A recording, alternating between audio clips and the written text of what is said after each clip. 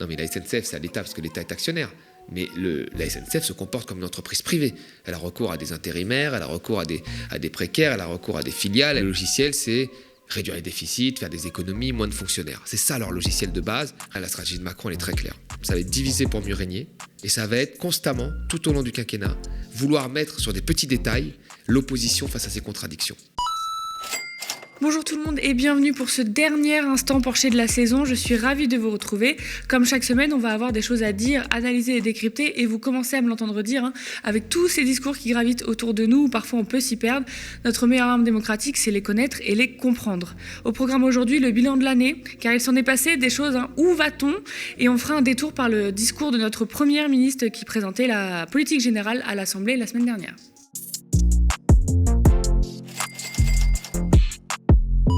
Inflation, reprise économique, pouvoir d'achat, services publics qui craquent, crise politique, il s'en est passé des choses cette année. Entre les élections présidentielles, législatives et ce troisième tour, ou encore la guerre en Ukraine, comment analyser cette année et comment se profile l'avenir ? Sur un an, l'indice des prix à la consommation harmonisée augmenterait de 6,5% en juin, après plus de 5,8% en mai.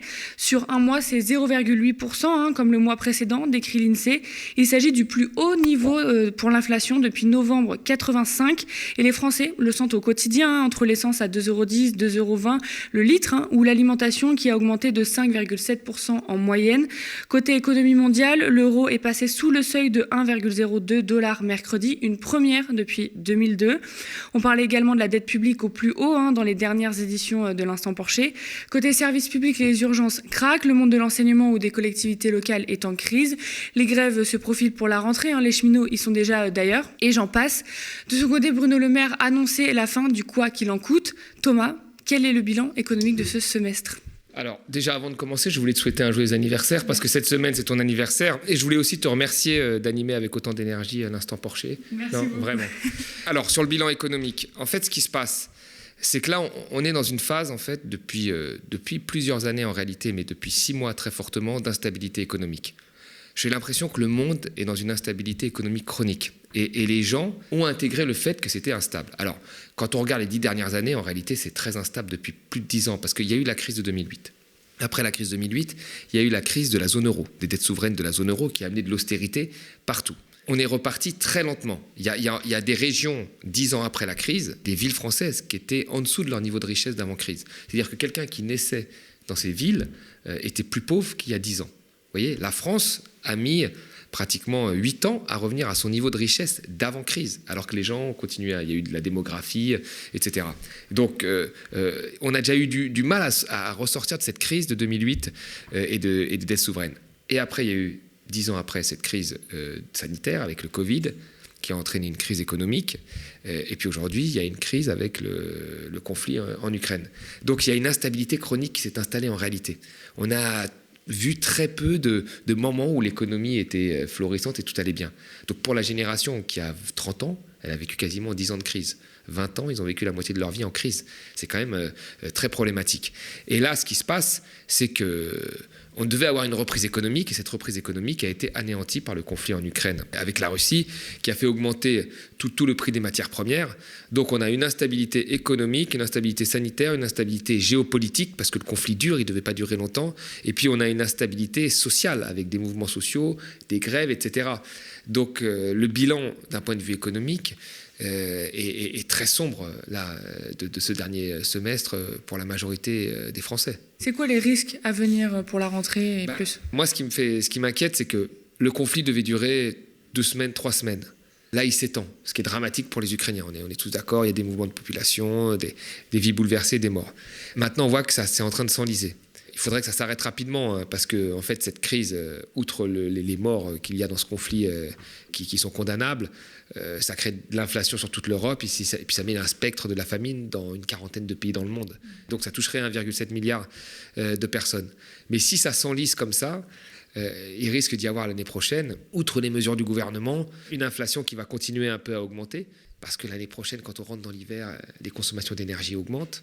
Quand les consommations d'énergie augmentent, en général, vous avez un certain nombre de prix de biens qui augmentent avec, parce qu'il y a des coûts de transport, mais également parce qu'il y a de la spéculation et parce que les biens sont tous reliés entre eux via des produits financiers qui les relient. Et donc là, on peut avoir une continuité dans l'inflation qui pourrait encore plus peser sur les Français. Et puis après, il y a l'économie. Si l'activité ne repart pas, et que le soutien aux entreprises petit à petit s'arrête, il risque d'y avoir des faillites, notamment pour les acteurs les plus faibles. Donc si vous n'avez pas de croissance et de l'augmentation des prix, ça peut être un peu compliqué. Et puis après, ça va se greffer là-dessus ce que va faire le gouvernement et les réformes qu'il faut mettre en place. Elisabeth Borne, elle veut un budget, la contrainte budgétaire est importante, très bien, on n'est pas des fous furieux, on sait très bien qu'il y a des contraintes toujours budgétaires quelque part, mais après il va falloir quand même faire attention à la vitesse de réduction des déficits, parce qu'actuellement les déficits soutiennent l'activité. Vous savez, quand vous avez plus de consommation, plus d'investissement privé, qu'on a une économie qui n'est pas basée sur les exportations, il vous reste qu'une seule chose, c'est le levier budgétaire. Là, je vous ai donné toute la formule du PIB. Il reste le levier budgétaire. Donc, si on commence à couper le levier budgétaire alors que tout s'effondre, on crée une récession. Donc, il va falloir faire attention après et être très vigilant sur le prochain budget qui va être voté. Est-ce qu'on doit craindre des mouvements sociaux pour la rentrée là ? Mais les mouvements sociaux sont déjà là. Et là, ça va être très, très compliqué. Parce qu'en fait, qu'est-ce qui se passe ? Moi, ces mouvements sociaux, je les soutiens bien sûr parce qu'il y a une modération salariale depuis des années. On nous a parlé des premiers de corvée après cette crise, qu'on allait voir le monde différemment, que le monde d'après allait changer, qu'on se rendait compte que des métiers avaient une utilité. Parce que vous avez par exemple bagagiste, c'est très mal payé, c'est des sociétés d'intérim souvent, vous n'avez aucun avantage. Et les avantages par exemple qu'ont les compagnies aériennes chez Air France, etc., on les coupe. Mais pour ces gens-là, il n'y a aucun avantage pour eux, alors qu'ils bossent en réalité pour ces compagnies de manière indirecte. Et on se rend compte quand ils sont en grève, c'est important. Vous voyez, il y a plein de métiers, quand ils sont en grève, on se rend compte de l'importance. Il y a d'autres métiers, même quand ils ne sont pas en grève, on se demande l'importance qu'ils ont. Vous voyez ? Non, mais c'est vrai. Et là, ces métiers-là sont mal payés. Donc, moi, je comprends avec l'inflation que ces gens-là se mettent en grève et demandent des salaires plus élevés. Sauf que ce qui se passe, c'est quoi ? C'est que vous avez une population, le reste de la population, qui va subir ces mouvements sociaux, qui est une population qui subit toute l'instabilité également. Et moi, j'ai peur qu'on tombe dans ce piège que certains, moi je pense, laissent comme ça filer, de contraction de la société et d'opposition finalement des pauvres, en réalité, de ceux qui demandent des revalorisations de salaire et de ceux qui vont subir ces grèves. Alors, je ne parle pas que des aéroports, mais je parle des grèves, par exemple, qu'il peut y avoir à la rentrée dans l'éducation ou ailleurs. Et comme tout le monde est très tendu, il peut y avoir cette opposition très forte. Donc il va falloir être extrêmement habile dans les mouvements sociaux pour ramener le plus de gens dans ces mouvements-là et pas créer des oppositions très fortes dans une société qui est déjà assez hystérique avec la conjoncture économique et la conjoncture sanitaire que nous avons vécue ces dernières années. Justement, cette rentrée, mercredi dernier, il y a eu le discours de la Première ministre à son Assemblée qui nous a expliqué à quelle sauce on allait être mangé, à peu près. Elisabeth Borne appelle au compromis et face à la motion de censure de la NUPES a répondu « Voulons-nous bloquer ou voulons-nous construire ?» La chef du gouvernement rappelle tout de même que la majorité relative ne sera pas synonyme d'une action relative et ne sera pas synonyme d'impuissance. Les priorités ont été données, le travail qui permet l'émancipation, je cite, le pouvoir d'achat avec ce projet de loi annoncé jeudi dernier, je vous présente quelques lignes, promesse d'aucune hausse d'impôts, une augmentation de 4% des minima sociaux, une pension minimale de retraite à 1 100 €, le plafonnement de l'électricité et du gaz qui va se poursuivre jusqu'à la fin de l'année, la suppression de la taxe audiovisuelle qui garantissait l'indépendance des chaînes publiques au passage, je préfère le dire. Bref, la réforme des retraites est quant à elle maintenue et pas de hausse du SMIC annoncée. Autre priorité, l'écologie, avec cette proposition de renationaliser EDF. Le gouvernement veut mettre fin aux énergies fossiles et continuer d'investir dans le nucléaire. Elisabeth Borne précise ne pas croire à la décroissance, mais à l'innovation. Et concernant la jeunesse et la petite enfance, on dirait qu'Elisabeth Borne a entendu Thomas Porcher en prévision, revalorisation du salaire des enseignants et une volonté de bâtir un service public de la petite enfance avec les collectivités locales, fermez les guillemets. Bref, je crois qu'on a quelques petites choses à déconstruire. Thomas, d'abord, qu'est-ce que tu as pensé du discours d'Elisabeth Borne à l'Assemblée ? Moi, je trouve qu'on a dit ces dernières semaines que la situation allait être difficile pour Macron, parce qu'il avait une majorité relative. En fait, moi, je pense que la situation va être très difficile pour les oppositions. Parce qu'en fait, Macron, on l'a bien vu, il va nous faire quelques augmentations légères. Si on s'y oppose, Augmentation des prestations, augmentation un peu des salaires, ou recrutement de quelques postes, avec toujours cette contrainte budgétaire, parce que Macron, il a gardé les dotations aux collectivités locales au même niveau que ce qu'avait fait Hollande. Hein. C'est-à-dire c'est lui qui a créé en fait ces pénuries qu'on a aujourd'hui dans les crèches et dans le périscolaire, et dans les loisirs et la culture, dans les banlieues et dans les territoires. Et ceux qui en pâtissent le plus sont les territoires les plus pauvres.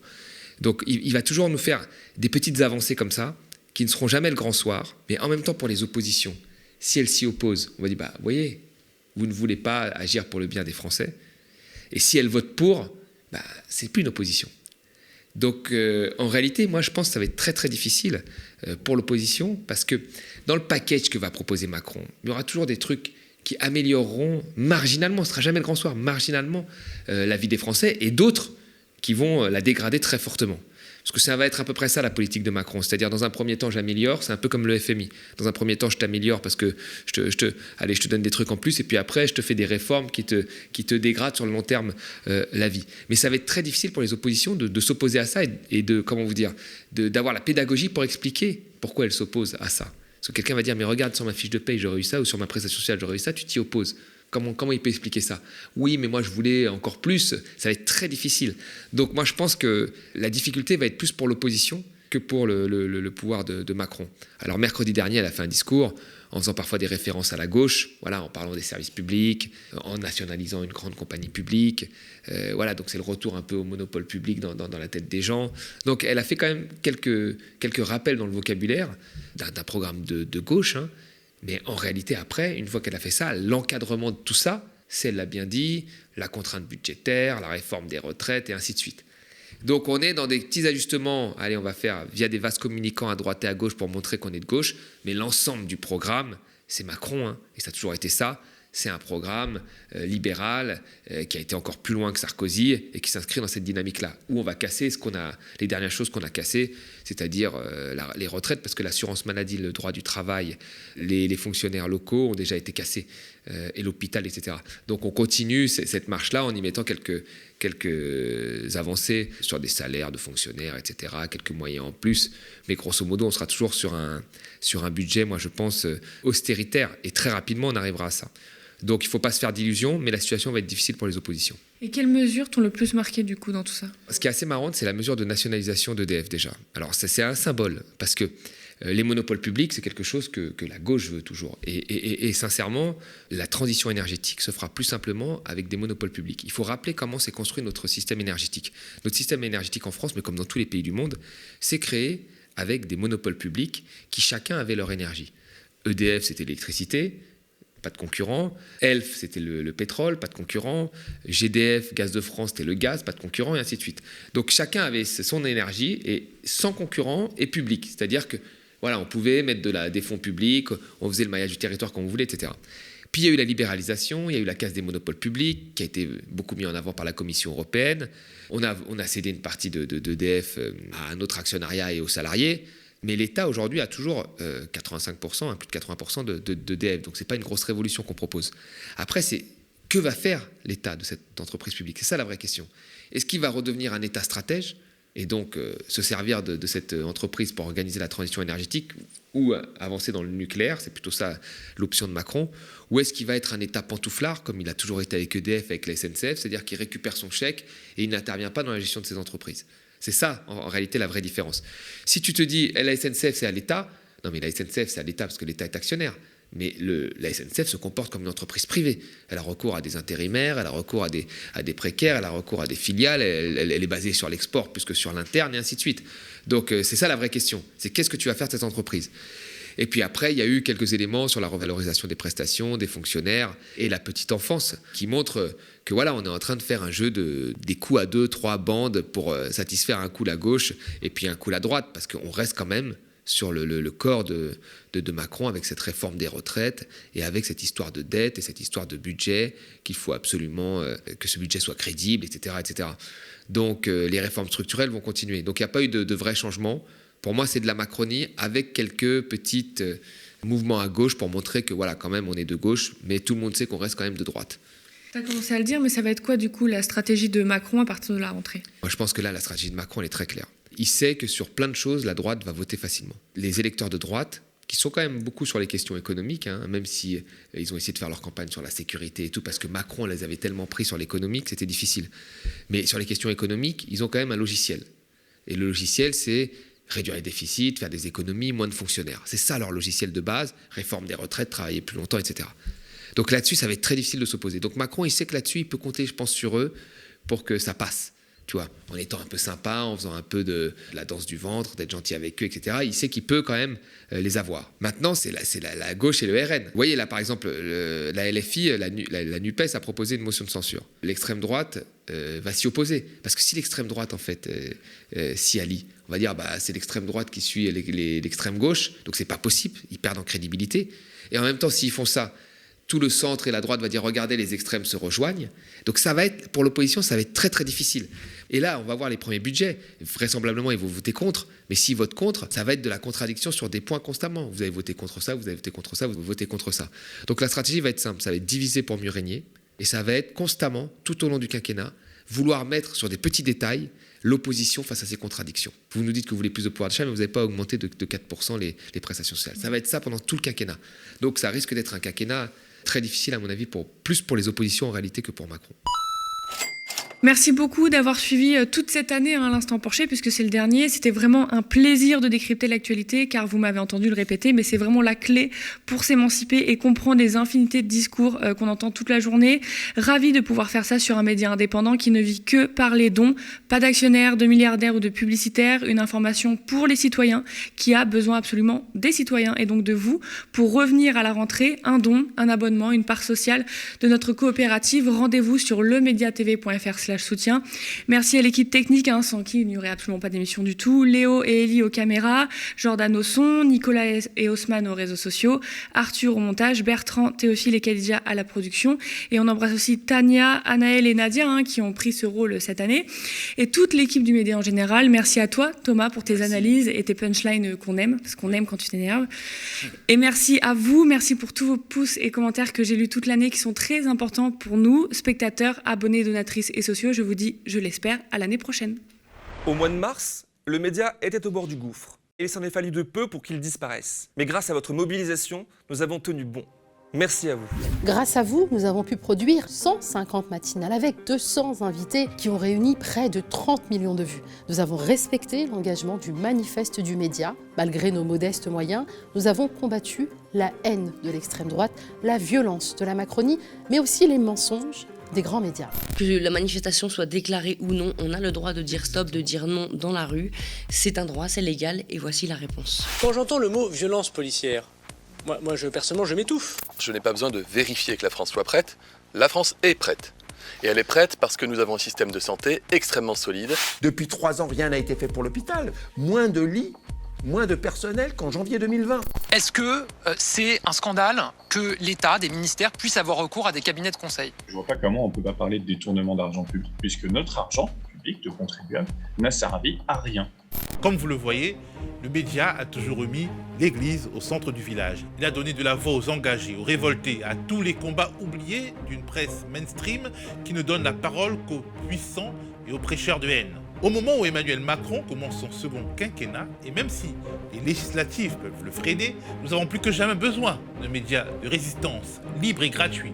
À la rentrée, nous allons revenir encore plus fort, encore plus impertinent. Après avoir fait irruption dans le monde merveilleux des matinales mainstream, nous vous proposons un tout nouveau projet, plus décapant encore, nous incruster dans la case du 18-20h. C'est le fameux soir où elle vous accuse de viol? Il s'est rien passé. Il s'est rien passé, cher Yann. On a l'impression que vous avez quand même un mental d'acier. Je suis sûr que c'est un parcours pas commun. Est-ce une bonne chose? Non, à voilà, 80%. merci. Voilà les gars, et je vois sur les réseaux, c'est un truc de fou. Vous avez envie de voir autre chose le soir en rentrant à la maison? Eh bien nous aussi. C'est pourquoi nous vous proposerons dès la rentrée une émission à 18h qui s'appellera Toujours debout. Alors non, ce n'est pas une reprise de la chanson de Renaud. Ce n'est pas non plus un hommage à Valérie Pécresse. Debout! Toujours debout sera un tout nouveau terrain de débat, de critique de l'actualité politique sans détour, avec un regard neuf, un ton décalé, à contre-courant de ce que l'espace médiatique nous sert jusqu'ici, avec des reportages de terrain et des chroniques sans concession. Cette émission, nous allons la construire avec vous. Car le média, ce n'est pas seulement une équipe de journalistes professionnels, ce sont 4500 sociétaires appartenant à la plus grande coopérative médiatique de France. Une coopérative engagée qui ne sera jamais sous le joug d'un milliardaire qui dicterait notre ligne éditoriale. Mais vous le savez, si nos contenus vidéo sont proposés gratuitement, leur production coûte cher, très cher. On met un pognon dedans. Et un format de l'ambition de Toujours Debout mobilisera des moyens inédits. Ainsi, pour que cette ambitieuse saison 6 du média puisse voir le jour, notre objectif est d'atteindre le prochain palier des 15 000 abonnés. Pour être une véritable alternative médiatique. Abonnez-vous, aidez-nous à atteindre le prochain palier de 15 000 abonnés pour que le média, votre média, reste toujours debout.